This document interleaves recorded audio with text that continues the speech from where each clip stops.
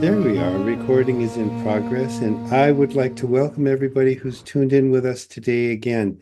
We are Oakwalker and Frank Stronghorse, and we do Earth Medicine for the Soul, which is a short, informal podcast about stories and concepts around the expansion of consciousness. It usually has some kind of a shamanic or indigenous emphasis and things like that. So, welcome and thank you for joining us. And here we go. Um, Today, Frank was he was pinging me on, we should talk about things that cause a shift in your life. And there's so many of these, and that it's hard to like pick one. But one of the ones, what's funny about so many of them is that when they happen, I think that I've already done that. What are you telling me this for? Oh, we already did that. I'm done with that. You know? So there was uh, in one particular ceremony we were doing with Jason Blasing, my first big time mentor in the Pachacuti Mesha tradition. And he was doing what we call a masada. So in a masada, there's a plant medicine involved, and it takes all night long. You prepare your stomach by eating a special diet. You prepare by clearing your your energy body, and you spend one whole day just getting ready for the actual masada, which is going to take place, shall we say, we usually did them on Saturday night so that we were finished by Sunday morning. And we would be up all night doing these medicine journeys with one another. And one of the first ones I went to do with Jason, I thought that I was doing great. I was with a group of people that I considered family. They seemed to be accepting me, which was one of the things that I had a hard time. I always had a hard time finding groups of people who uh, liked me and could never figure out why. And so here I'm just happy-go-lucky and feeling great. And we go into the ceremony and everything's starting to get real serious, and people are, doing all their internal grounding and preparing for the ceremony. And Jason calls me up into the center and he's like, brother, when I look at you, all I see are a bunch of fingers pointing outward. And I was like, uh-oh. And he goes, it's as if you think that everything is happening to you and it's all everybody else's fault. And I'm like, I was right in there. Well, it is.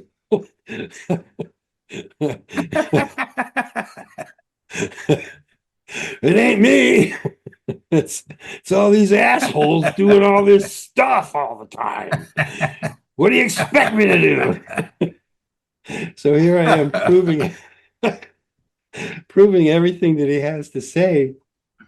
And as I went through the rest of that evening, as I was fortunate enough to be the first one up because it was the worst one. Everybody else was so grateful that I went first because nothing they did was going to be that bad.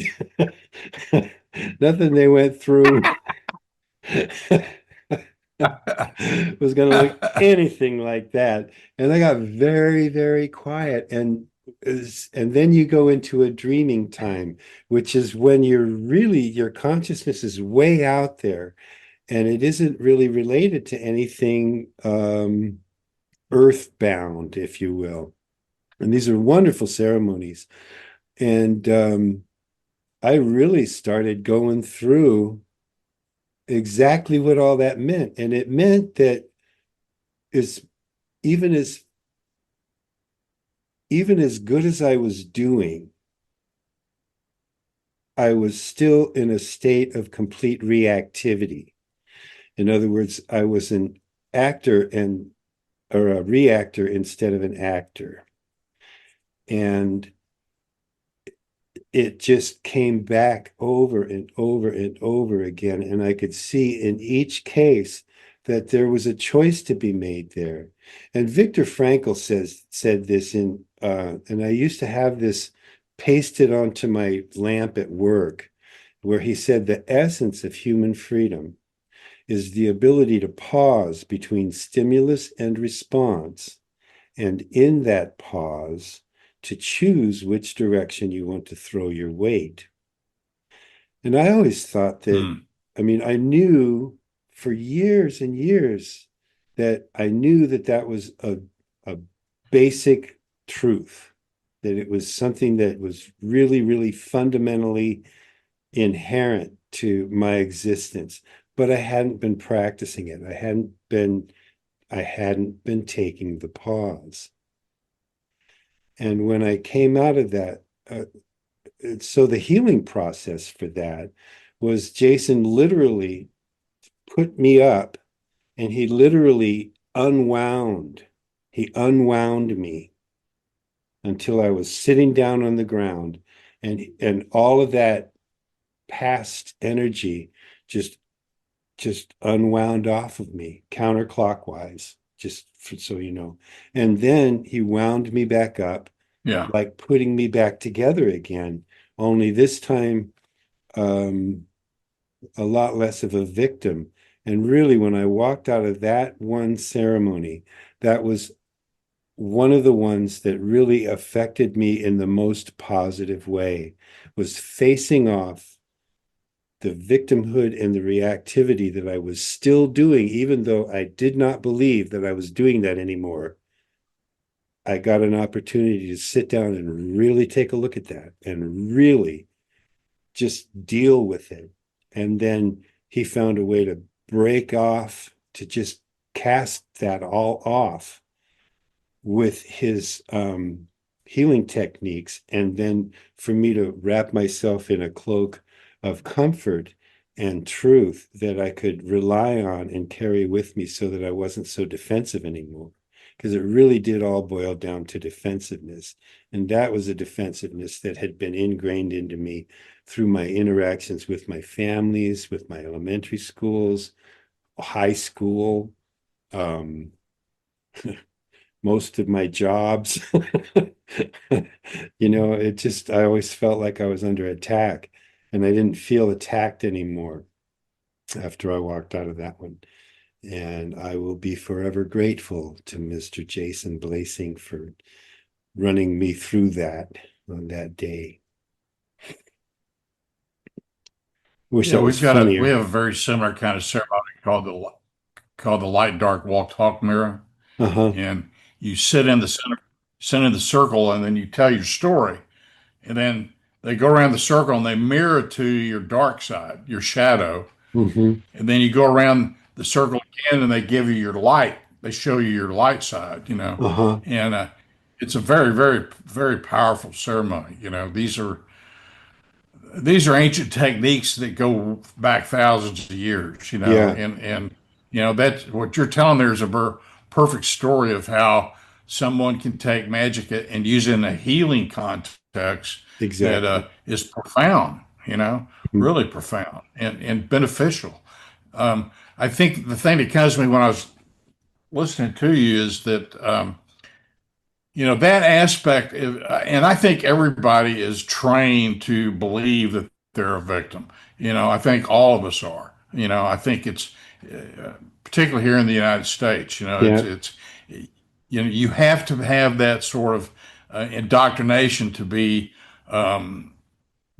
enslaved to the non-magical world. yeah, To where you're dependent on somebody else, dependent on somebody else coming to your rescue or doing for you or accepting you or believing in you or whatever. And so everyone's constantly struggling to find that slot. To yeah. find that instead of their instead of finding their own particular magic, their own particular power within themselves, Hmm. which we know is the authentic self. And Yes. so this is becoming, I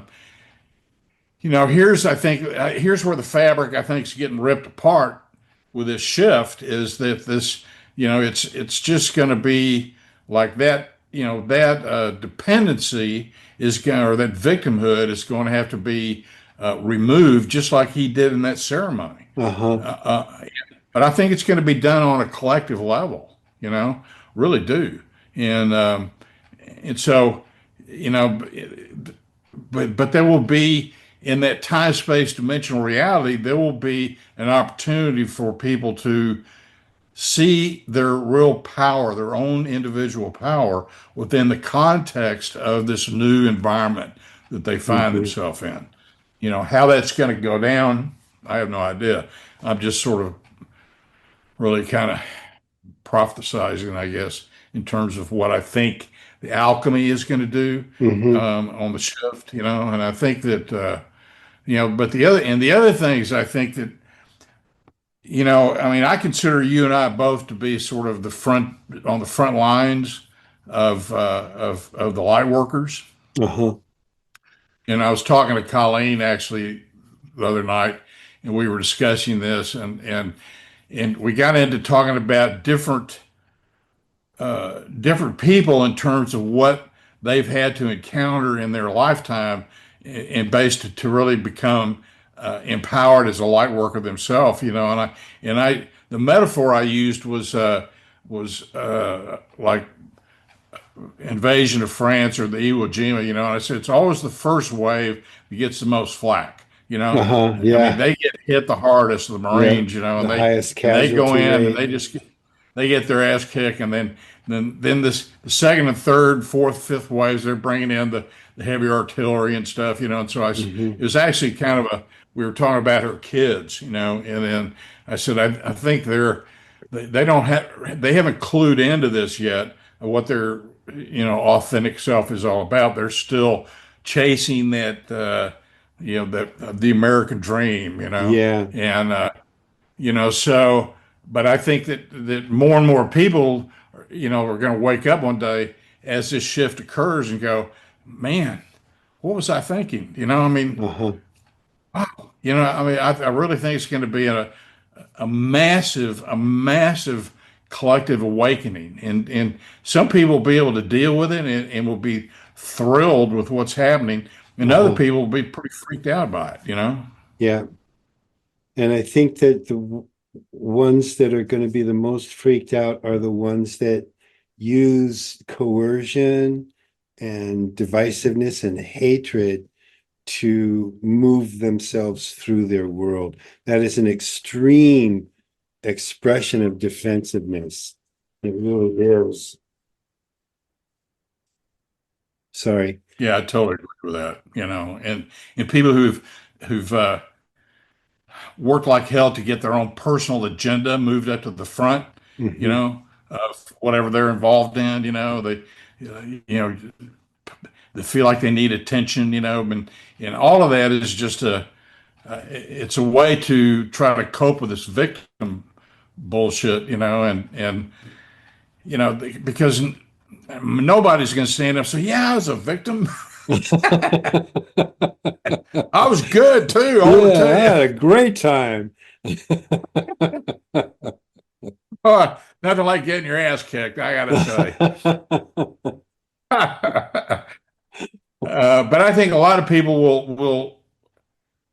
I think that the alchemy of the shift is going to be such that people will realize it, but they will realize it in a good way, in a way that allows them to see the alternative almost simultaneously.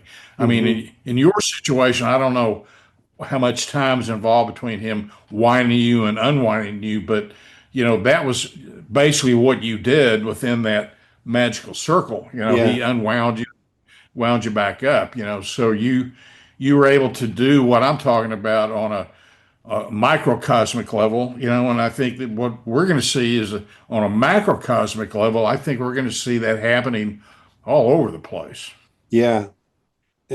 And so I don't know why, but I always had the impression that the two consciousnesses, one was going to sort of sink out of sight, you know, and that there would be the evolved people. I mean, that's a good word. Well, the evolved people, you know, and the unevolved, that they were just going to like, we wouldn't be able to see them anymore. And it's just an impression I've always had. And you can hear it linguistically too in a lot of the ways that people talk about the shift, like, you know, evil will go away and stuff like that. That's actually not true. It'll just, you know, it'll be a different, everything will take a different form, really. So I Yeah, I don't think that think that, I think when, yeah, go I don't ahead. think that people are going to disappear. That whole level of consciousness may die out from attrition. You know, they just won't put any new haters in that bubble. But I don't think that I think you'll still be able to see them, but you'll be able to see them for what they are, and they're not going to want to be around me anymore because they don't like evolved people. Yeah, I agree with that too. I don't know I how. think that I think if you, I'm trying to come up with a metaphor.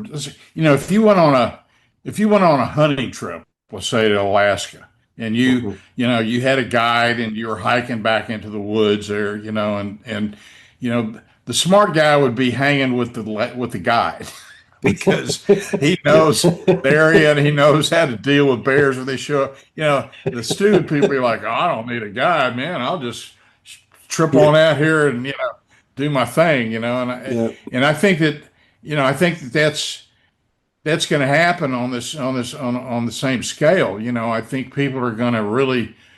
I mean, and I've said this for years. I think the environment is going to change to such a degree that people are going to be looking for people that can help them deal with what's going on. You yeah, know, yeah.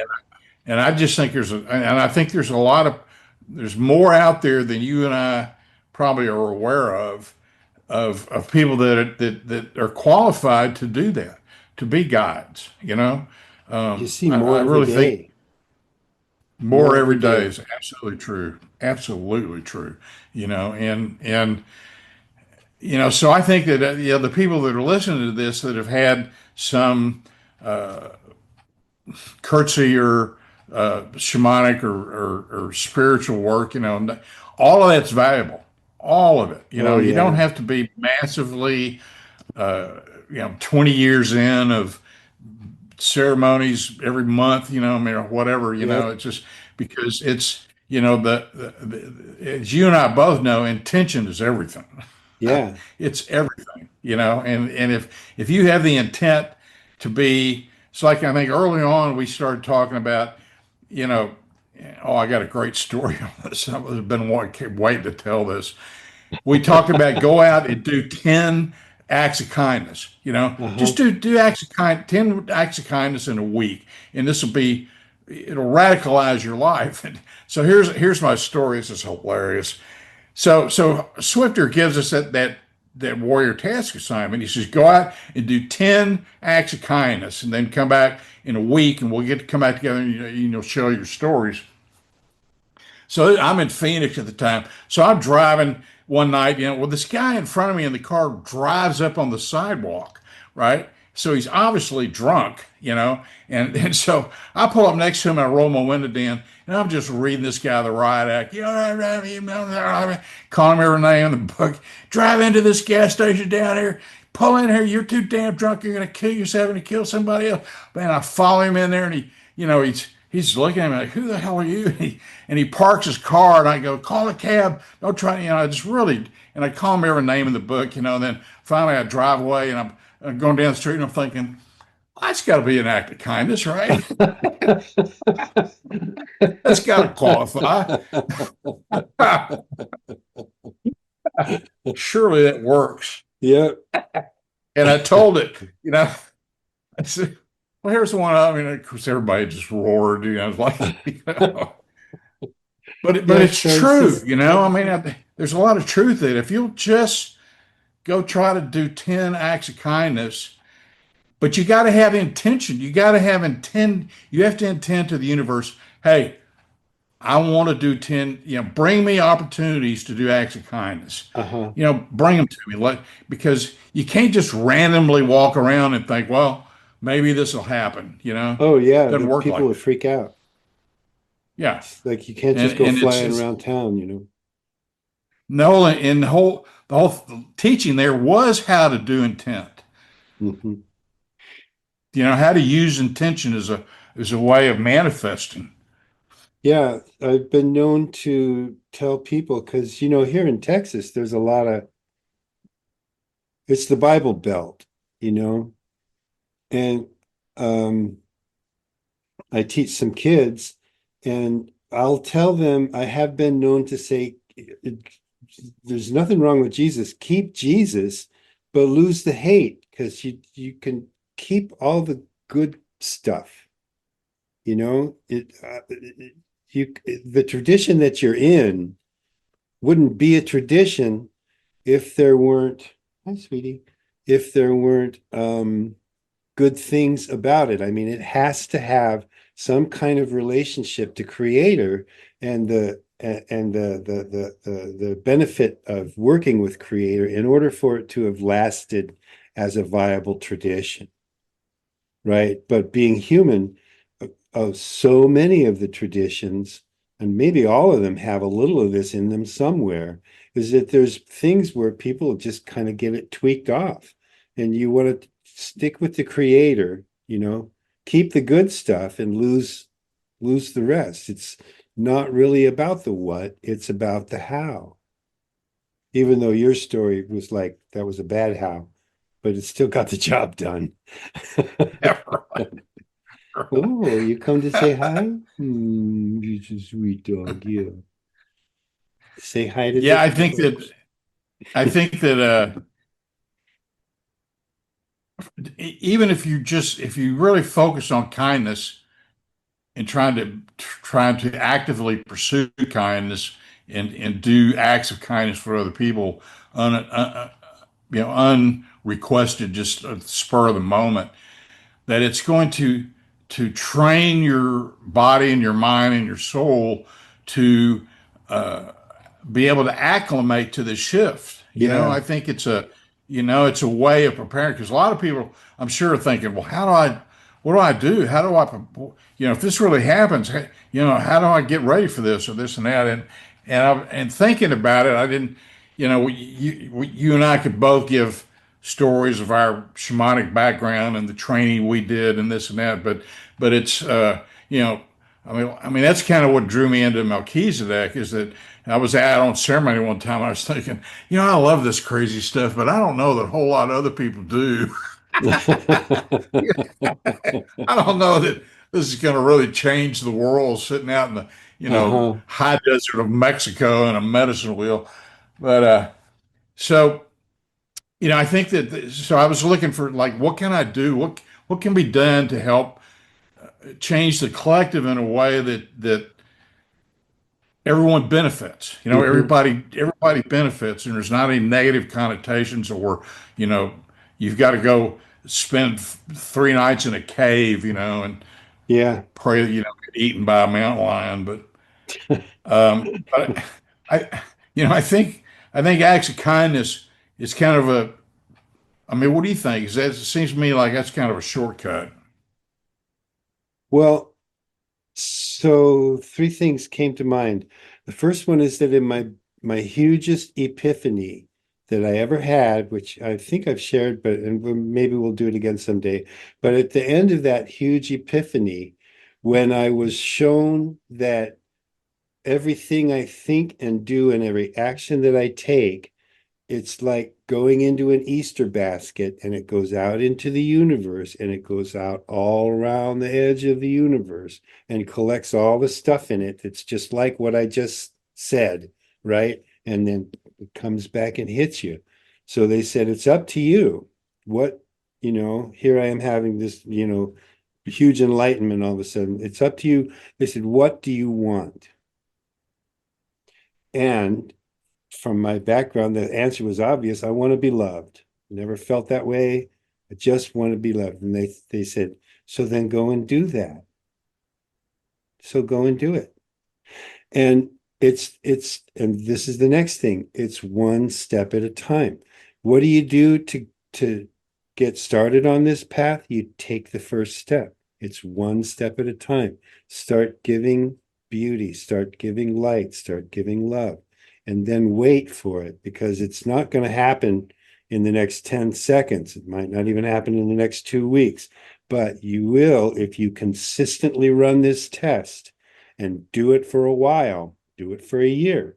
Just go out and throw out as many acts of kindness as you can imagine and just keep doing it. You're going to see that your life gets better, that it's going to come back. And what do you want to do? You want to take the first step.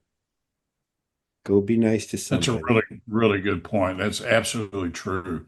And in another word, said another word I want to hit on there about beauty. I, I recently talked to this person about that, about you need to start focusing on beauty, and the reason was, and this is kind of an example.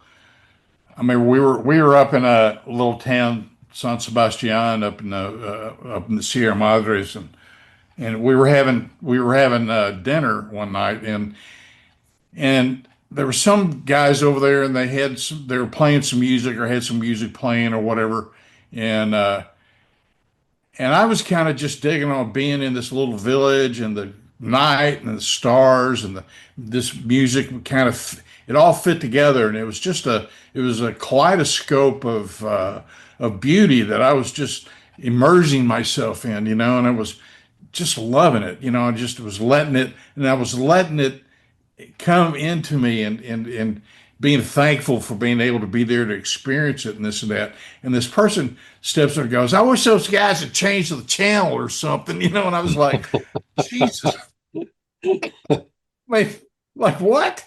Where's that music coming from? Like somebody's radio on their car. I said, who cares? Who cares? I mean, they just completely didn't get it. Yeah. They couldn't allow themselves to let go and just experience the beauty of what was going on around them in the moment. Uh-huh. They had to like step in Judge. and like be the ugly American, like Right. those stupid people with their car radio or whatever it was. I mean, Right. and I brought it up to him. I said, you really are focusing on the wrong thing here. You know, you're, you're sitting in this village, you're eating an incredible dinner out on the sides, out on the street, under Uh-huh. a moonlit night. Who cares where the music's coming from, man? Right. It's like it's like looking at a painting in the Louvre or something, and pointing out, I wonder what he was thinking when he painted that part. You know, Look at I that don't know, nose. but yeah.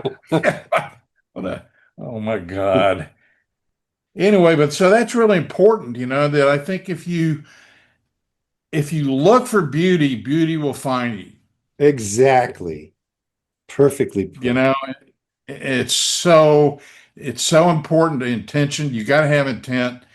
You got to hold that intent. You can't Yeah. just get up in the morning and go, well, I'm going to go look for some beauty today. Yeah. Or Because hope it you finds me. Or see doubts just those undo the weird whole shamans I was process. listening to, see if it really works, man. Right. Yeah. I don't think You it know, will, but I'll try it anyway. I'm going to go to the bank. But I think that in doing acts of kindness, if you can just master those two parts right there, probably gonna be a long way to getting yourself acclimated to the shift. Yeah. I couldn't agree more. You And know, I think that we've reached another excellent stopping point in our discussions as we move forward through this. That was really nice. So we're ending on beauty, which I think we should make that like a theme. Ending on beauty again here. Let's just get beautiful. that's Go out right. and be That's beautiful. right. Walk your talk. Walk your Right. talk. Oh So man. thank you. Thank you everyone for tuning in with us and holding space for us for that whole half hour. Holy cow, I don't know how you do it, but we appreciate you. And we're working up the website, and it's earth-ems.org, and we'll have more to offer you on there, so stay in touch. And that's also where to find out where the next episode is going to come from and where it might turn up. So have yourself a beautiful evening. I hope. Aho. Bye bye.